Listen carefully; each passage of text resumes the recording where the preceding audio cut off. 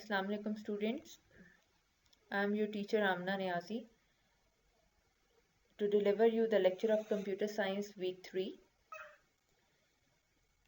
First of all, the objectives for today's lecture are that students will be able to learn about the different classifications of the computers on the basis of the size of computer, their speed, their storage capacity, their number of users, and these types are supercomputers, mini computers, microcomputers, and the mainframes.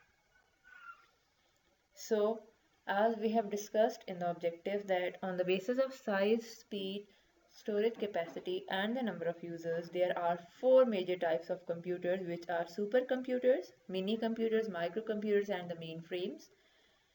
Now we are going to discuss their characteristics and examples one by one.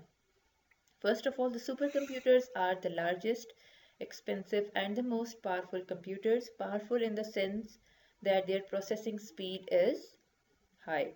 The speed is measured in trillions of instructions per second.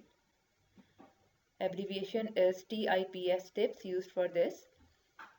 Now come to their uses. These are used in scientific and engineering applications and can also be used for nuclear research and weather forecasting reports.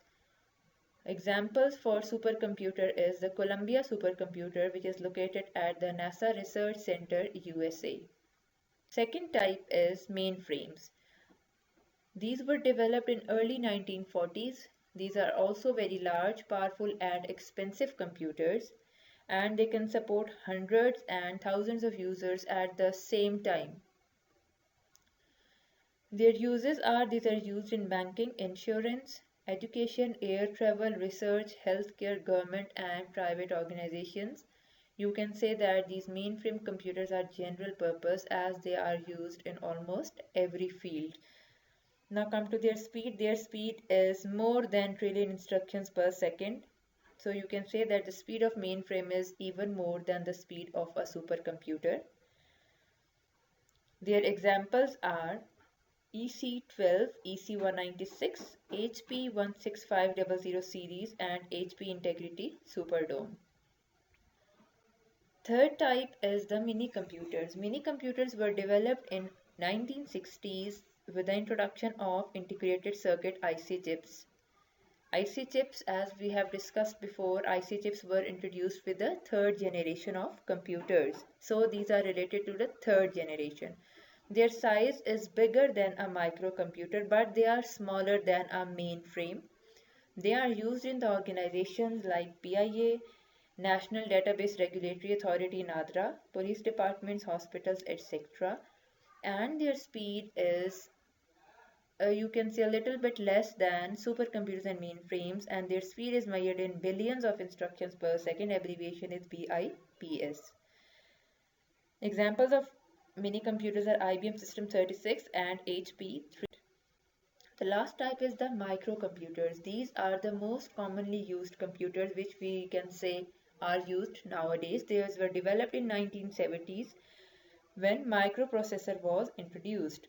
So you can also say that microcomputers belong to fourth generation of computers as these are the basis of microprocessor.